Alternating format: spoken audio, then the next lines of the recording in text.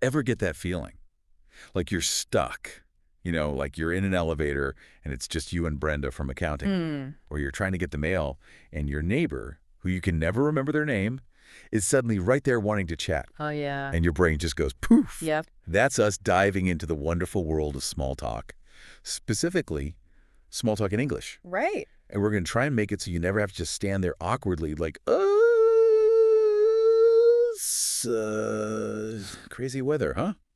Ever again. It doesn't have to be painful. Not at all. We found some really interesting research on how to make small talk feel way smoother, way less like you're faking it till you make it, Exactly. We're digging into the why, the how, and even those little cultural quirks that can trip you up if you're not careful. So let's start with the why. Why do we even bother with small talk? It feels so, I don't know, surface level sometimes. Well, it seems simple, right? But it's actually really important. It's kind of like it shows people you're friendly and approachable, not some robot just going through the motion. I see. So it's like building trust, even in those tiny little interactions. Exactly. It's like, hey, I'm open to connecting with you, even if it's just for a minute. Especially in places like the US or the UK, it's basically expected. So skipping it could actually make people think you're being rude. It can, yeah. Like, why didn't they even ask how my day was, That makes sense. And you know what's funny? Apparently, a huge chunk of our daily conversations, like a crazy 90%, is just these little phrases like, how have you been? It's true. We're basically practicing these all the time without even realizing it. It's like small talk boot camp for your English skills. Boot camp. I like Yeah. that. Oh, and here's a fun fact, just for kicks. Yeah. The #1 small talk topic worldwide, You probably already guessed it. the weather. Apparently, we can blame the British for that one. Well, it is a pretty neutral topic. Safe ground no matter who you're talking to. All right, so we get why it matters. But the real question is, how do you actually do it without feeling super awkward? Ah, yes, the million-dollar question. Right, like, are there any rules of the road for small talk? There are, actually. One trick is to remember the acronym FORD. It's all about finding safe topics, things most people are happy to chat about. Okay, FORD, spell it out for us. F is for family, but keep it light, like asking about pets, how's the dog doing kind of thing. O is for occupation, but again, keep it general. Still working from home or something like that. Got it, general, not digging into their whole career history. Exactly. R is for recreation, so maybe any fun plans this weekend, you're looking for shared interests. And D is for dreams, but like light dreams, planning any cool trip soon, things like that. FORD, I love it. Easy to remember.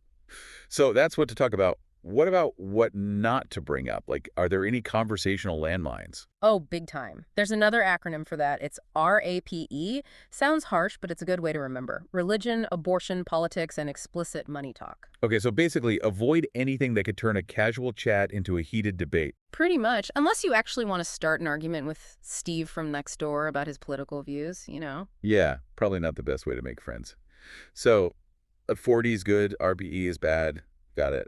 But what if, even with 4D, you're in the middle of a conversation and your brain just goes blank? Oh, we've all been there. Trust me, it happens. Right.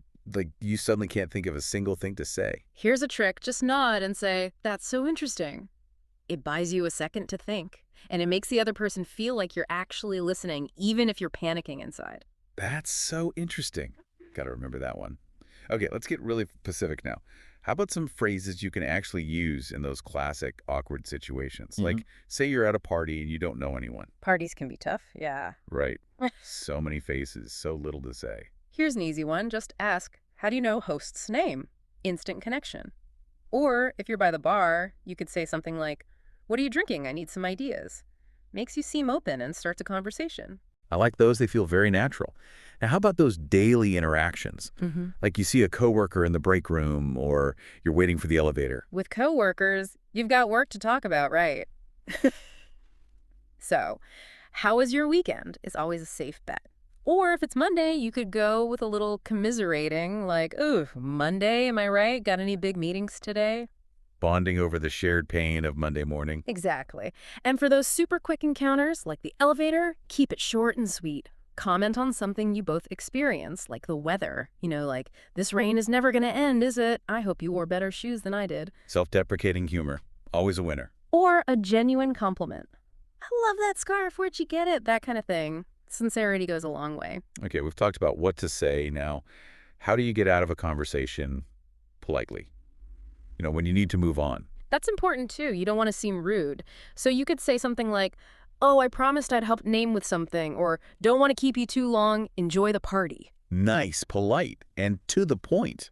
And if you're feeling bold, try, "I'm going to grab another drink, want anything." Whether they say yes or no, it gives you an out. Ooh, sneaky. I like it. Now, I read somewhere that Americans and Brits actually have different ways of ending conversations. Is that true? Oh, yeah, totally. Americans, we tend to use body language, like turning away slightly or making eye contact with someone else, hinting that we're ready to move on. Subtle but effective. Brits, on the other hand, they love apologies. They'll say things like, "Terribly sorry, must dash, so rude of me." All very polite and apologetic, even if they're not actually rude at all. Interesting. So, different cultures, different scripts. All right, we've covered a lot. We talked about why small talk is important, what to talk about, what not to talk about, even how to escape politely. Yeah, we've given you the tools. Exactly. Now it's your turn. This week, your mission, should you choose to accept it, is to start one small talk conversation. Could be with anyone. The Yeah. cashier, a neighbor, a coworker, you name it. Give it a try. Yep. Try out one of the F4D topics and one of those exit lines we talked about, and pay attention to how the other person reacts. You might be surprised at how well it goes. You really might. And remember, the more you do it, the easier it gets. It's like a muscle you got to exercise. Exactly. Practice makes perfect, or at least less awkward. And instead of thinking of it as this thing you have to do, try thinking of it as like collecting little stories. You never know what you'll learn about people. That's a great way to look at it, actually. It's all about those little connections. Speaking of which, remember that story about the person who found out their barista breeds lizards just from making small talk? See, you never know. All right, we're going to leave you with a quote to ponder. Susan Rowan once said, "Small talk is big talk in disguise." So true. Those little chats can lead to bigger things. Thanks for joining us on this deep dive. We'll catch you next time. See ya.